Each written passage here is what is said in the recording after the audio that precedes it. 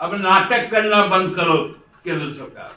आपको हमने चुनाव में भी आपका औकात बताया और हमको मजबूर मत कीजिएगा। राजमहल से लेकर राजहरा तक एक भी कोयला का खदान नहीं चलेगा, एक ढेला भी कोयला बाहर नहीं जाएगा। जंगल काटे गए, कई एलर्जिक डिजीजेस हुई जिसमें टीबी और मलेरिया महत्वपूर्ण है। अब यदि लड़ना ही है केंद्र सरकार से, राज्य सरकार तैयार।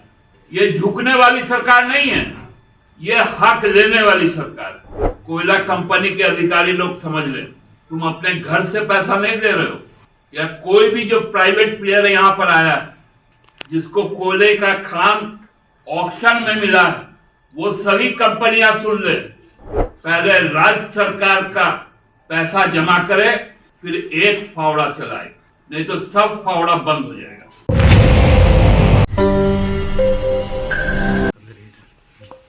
केंद्रीय वित्त मंत्री से जब संसद में पूछा गया कि भाई प्याज का दाम क्यों बढ़ रहा है, तो उन्होंने कह दिया था कि मैं तो प्याज खाती नहीं। माननीय मुख्यमंत्री जी का वो उसके बाद एक खुला पत्र भी आप सबके सामने आया है जो प्रधानमंत्री जी को लिखा गया। उसके बाद चालू सत्र में हमारे एक प्रिय साथी हैं जो कांग्रेस के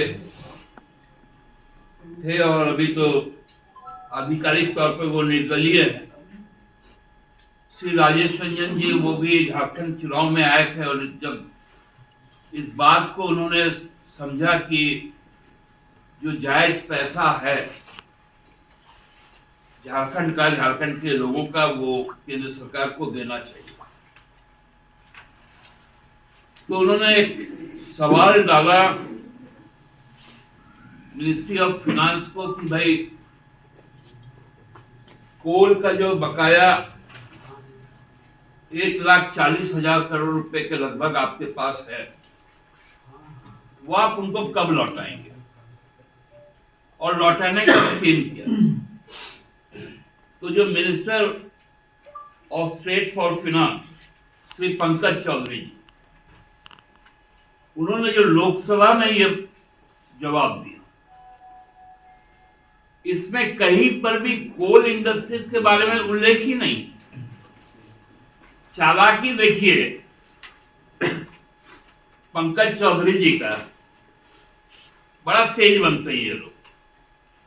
इन्होंने 21, 22, 23 और 23-24 राज्य सरकार का जो जीएसटी का पैसा है उसमें कितना मिला, जो सेंट्रल स्पॉन्सर्ड स्कीम्स है उसमें कितना मिला, फिनांस कमीशन का ट्रांसफर जो हुआ है वो कितना मिला, और स्पेशल असिस्टेंस का जिसमें कैपिटल एक्सपेंडिचर मिला, उसका उन्होंने डेटा दिया और कहा कि कोई पैसा नहीं।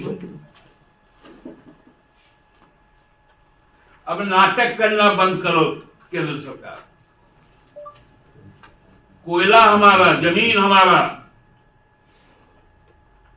राज्य सरकार ने पहले भी निर्णय लिया था और आज तो आदेश जारी कर दिया भू राजस्व विभाग के द्वारा कि 15 दिन के अंदर कोल इंडिया जवाब दे, बैठ के स्थिति को स्पष्ट करे। ये आदेश है भू राजस्व विभाग। साफ तौर पर कहा गया कि हम लोग अब छोड़ने वाले नहीं। आपको हमने चुनाव में भी आपका औकात बताया और हमको मजबूर मत कीजिएगा। राजमहल से लेकर राजहरा तक एक भी कोयला का खदान नहीं चलेगा, एक ढेला भी कोयला बाहर नहीं जाएगा।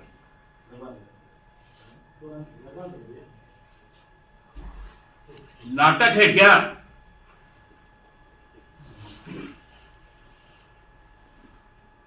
कहां है यहां से चुने गए लोकसभा और राज्यसभा के सदस्य जो भाजपा के हैं? मंत्री भी हैं, सब गूंगे हो गए क्या, बहरे हो गए?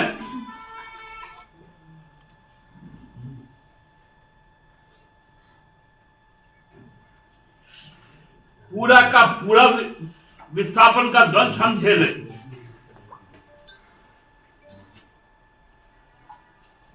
पर्यावरण को जो नुकसान हुआ वो तो अलग,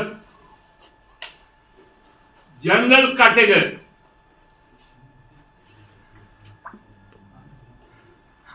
कई एलर्जिक डिजीजेस हुई जिसमें टीबी और मलेरिया महत्वपूर्ण है।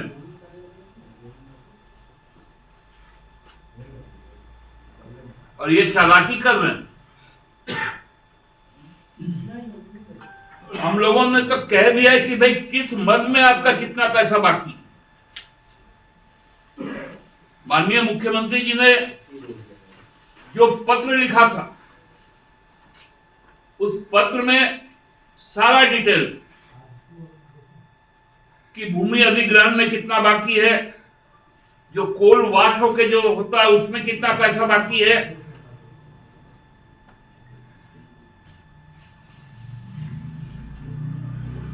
जो सूद हमको मिलना है उसमें कितना पैसा बाकी है। ये तो प्रधानमंत्री जी को पूरे ब्यौरे के साथ दिया गया। हमारे पक्ष में उच्चतम न्यायालय का आदेश आया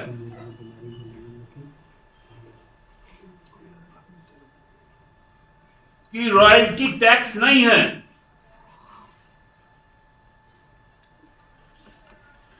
सुप्रीम कोर्ट ने अपने 9 सदस्यीय फुल बेंच कॉन्स्टिट्यूशनल कहा कि रॉयल्टी जो है, सेस जो है, वो टैक्स के दायरे में नहीं आता है। अब तो हम ये भी जोड़ेंगे, हमारे भूखंड से जो रेलवे जाता है उसमें जो माल ढुलाई होती है उसका भी फ्रेट पर अब हम अपना रॉयल्टी दें।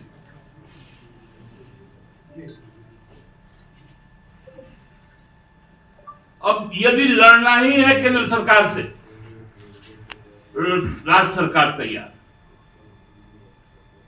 ये झुकने वाली सरकार नहीं है, ये हक लेने वाली सरकार है। जनता को जनता का हक मिले, इसका सुनिश्चित हेमंत बाबू कर रहे हैं और झुक के और मांग के नहीं करेंगे। तुमसे ले लेंगे, ले लेंगे।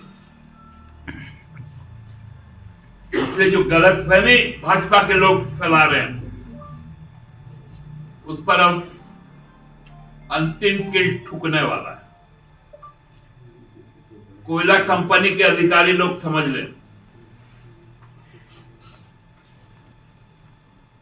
तुम अपने घर से पैसा नहीं दे रहे हो, या कोई भी जो प्राइवेट प्लेयर यहां पर आया जिसको कोयले का खान ऑक्शन में मिला है, वो सभी कंपनियां सुन ले। पहले राज्य सरकार का पैसा जमा करे, फिर एक फावड़ा चलाए, नहीं तो सब फावड़ा बंद हो जाएगा। बहुत बहुत धन्यवाद। दादा, आज सीजीएल परीक्षा पे हाईकोर्ट का एक निर्णय आया है, उस निर्णय को जेएमएम किस रूप में देखती है? देखिए, जब हाईकोर्ट का निर्णय है तो उस पर कोई सीधा टिप्पणी नहीं, लेकिन उन्होंने भी इस बात को कहा है कि भाई यदि किसी को कोई आपत्ति है तो राज्य सरकार उसकी जांच करवा ले। लेकिन जो डॉक्यूमेंट वेरिफिकेशन का काम हो रहा है वो अंतिम रिजल्ट नहीं होता है, और इसमें वेरिफिकेशन के बाद भी कुछ जो लंबित वैकेंसीज हैं उसको भी फिर से उसका भी मेरिट लिस्ट निकलेगा। इसलिए जो भी छात्र आंदोलनरत है, जो युवा है, उससे मेरा बहुत विनम्र आग्रह कि धैर्य ना खोए। 14 का परीक्षा है, 24 आ गया, बीत रहा है 24। बीच में लंबा 5 साल रघुवर जी का, जो एक जेपीएससी नहीं करवा पाया वो जेएसएससी भी नहीं करवा। हम लोगों ने प्रयास किया।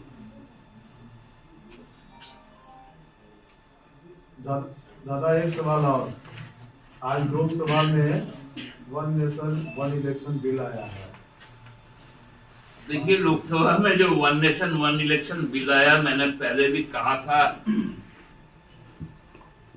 हमको लगता है कि पिछले ही हफ्ते आप लोगों से बात करते हुए कहा था कि ये संपूर्ण असंवैधानिक काला कानून लाया जा रहा है, जिसमें संविधान की जो शर्तें हैं उनका कहीं पालन नहीं किया, धज्जियां उड़ाई गई। जो दोनों सदन की 2/3 की बहुमत की जरूरी है उसको भी हटाया गया। जो 3/4 राज्यों का रेफरेंडम है उसको भी हटाया गया। और जब विरोध हुआ इसका तो फिर अब संयुक्त संसदीय समिति अब इस पर विचार करेगी। हमको लगता है कि देश को भ्रम में डालने के लिए केवल बिल को लाया गया। भारतीय जनता पार्टी का एक बहुत अच्छा तरीका है कि अखबार, टीवी, अन्य जितने भी जनसंवाद माध्यम है उसका शीर्षक वही बने, तो इसीलिए इसको इंट्रोड्यूस किया गया। क्या हुआ, महिला सशक्तिकरण का जो संकल्प लेके उनका रिजर्वेशन का बात आया था, पहले तो उसको 29 तक टाला गया, अब देखिएगा उसको भी 34 तक ले जाएगा, ये 34 को 44 तक ले जाएगा। केवल और केवल बुनियादी चीजों से, रोजगार पे कोई बातें नहीं होंगी सरकार, आजादी पर बातें नहीं होंगी, पूंजीपतियों पर बातें नहीं होंगी। इस तरह का डेली एक रेगुलर प्रैक्टिस है कि केवल और केवल भ्रम में रखो, लोगों की बात को भूल जाओ। दादा छात्र नेता देवेंद्र नाथ महतो को पिटाई को लेकर भाजपा काफी आक्रामक है। भाजपा का कहना है लाठी डंडे की सरकार है, जिस तरह छात्र नेता देवेंद्र नाथ महतो की पिटाई हुई है। सुनिए ना, अब इनको और कुछ तो आता नहीं, ये लोग तो सब फूल बरसाते थे ना।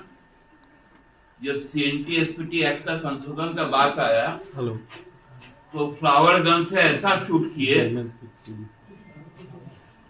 कि हमारे सैकों में खूंटी जिला का एक शहादत हो गया।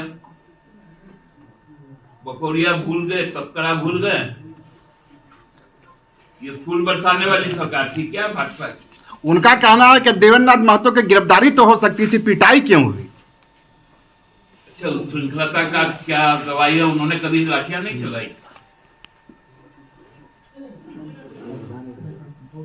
इसलिए ये चीजें जो पुलिस की बातें हैं, पुलिस हाँ दादा, वो बीजेपी कह रही कि सरकार कंफ्यूज है और जहाँ CID जांच के आदेश दे दिए गए थे, वहीं JSSC आयोग की ओर से प्रेस कॉन्फ्रेंस करके कहा गया कि गलत तरीके से एग्जाम नहीं हुआ, फेयर तरीके से हुआ है। तो कॉन्ट्राडिक्टरी है दोनों। देखिए ना, ये मामले को इतना ज्यादा पौच किया गया, कुछ भ्रमित छात्रों के द्वारा, कुछ भ्रमित मीडिया के द्वारा, कि सब कुछ गड़बड़ है।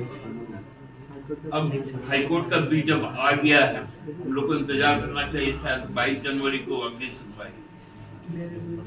तो उस बीच में उन्होंने कुछ निर्देश दिए हैं मुकदमा वगैरह दर्ज करने का। तब तो जब कानूनन चीजों का पालन होगा तो सब चीजें सामने आ जाएंगी।